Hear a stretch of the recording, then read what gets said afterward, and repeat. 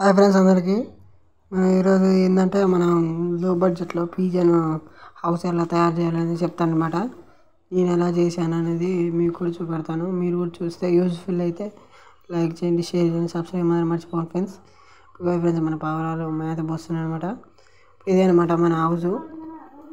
అది ఏంటంటే మన కూలర్ డబ్బా ఉంటుంది కదా, ఖరాబ్ అయిన కూలర్ డబ్బా, అది ఛత్రి అనమాట. కూలర్ డబ్బాని అయితే నేను ఇలా సెట్ చేసుకున్నాను అనమాట.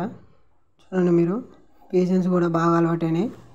మనం పైకి పోయి పిలవంగానే వస్తాయి అనమాట.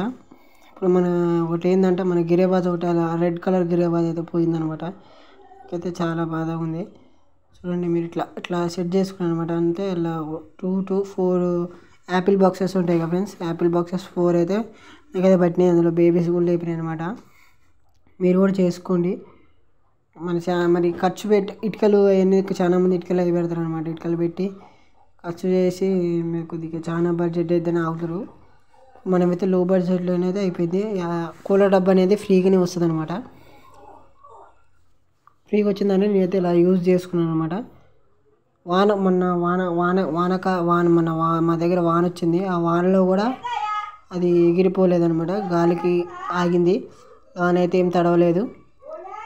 పావురాలు కూడా నేను పైకి రాగానే ఈ ఫీడ్ కూడా అసలు గూడికి అయితే మంచిగా అలవాటైనాయి.